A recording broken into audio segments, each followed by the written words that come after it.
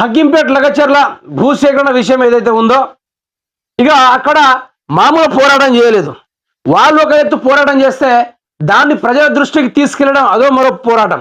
అందులోనూ news line Telugu, RGTV Telugu, అదేవిధంగా mirror TV, అదేవిధంగా వైఆర్ టీవీ, ఈ టీవీలు మాత్రమే బాగా ఎక్స్పోజ్ చేసే వాళ్ళ బాధల్ని కానీ వారి యొక్క గోసల్ని కానీ బయటికి తీసుకొచ్చాయంటే అది ఈ ఛానల్ మాత్రమే.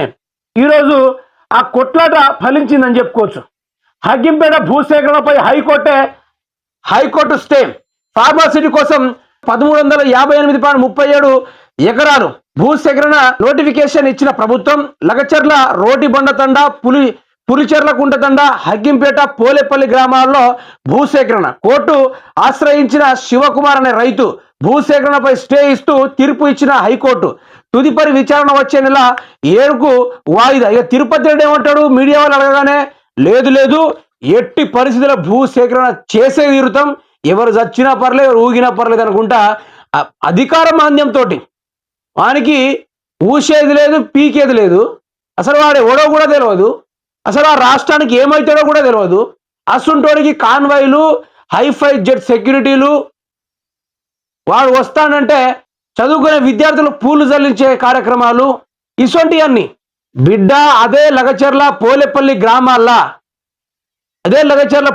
గ్రామాల్లో, తిరుపతి రెడ్డి బట్టలు కూడా తీసి కొడతారు. ఎట్లా కొడతారంటే అంత దారుణంగా కొడతారు. ఎందుకంటే ఆడ రేవంత్ రెడ్డి పాత్ర ఏందో కానీ తిరుపతి రెడ్డి పాత్ర ఎక్కువ. అక్కడ జోర్దార్గా తిరుపతి రెడ్డి పాత్రే ఎక్కువ.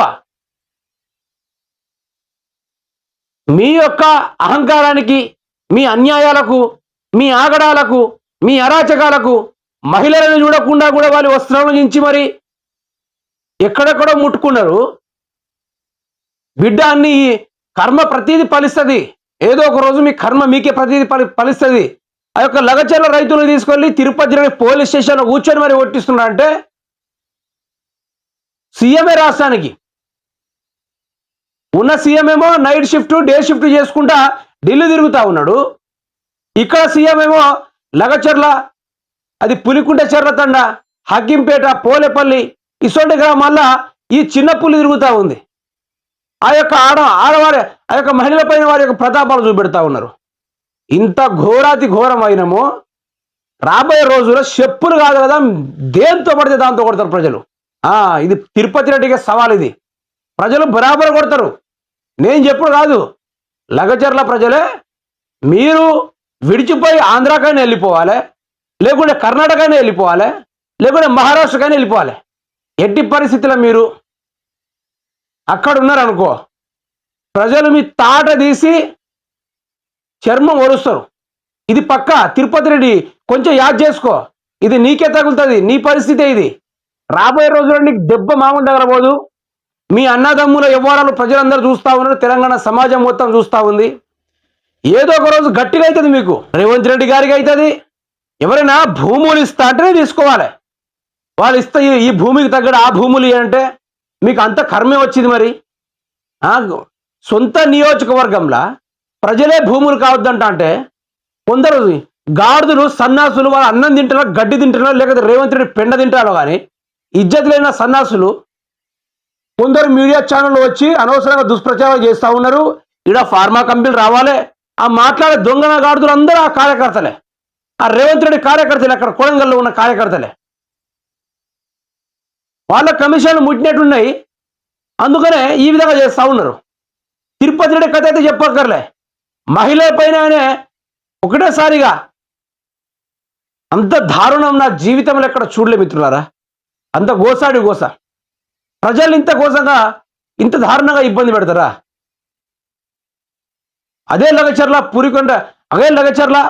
పులికుంట చెర్ల తండ, మిగతా ఏవైతే తండలు ఉన్నాయో అవన్నీ వాటిని అందరూ ఉన్న రైతులందరూ ఇప్పుడు పోండి ఎలక్షన్లకు దమ్ముంటే, ఇప్పుడు అక్కడ ఒక సర్పంచ్ని గెలిపించండి దమ్ముంటే.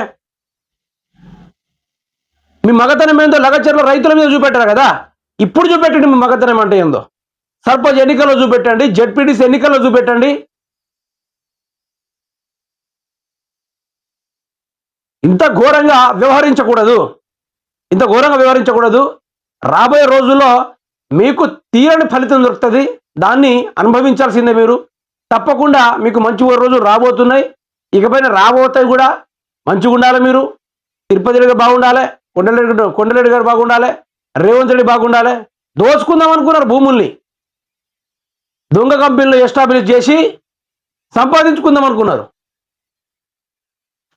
ఎసుంటోళ్ళని గెలిపించారు నా తెలంగాణ రాష్ట్ర ప్రజలు.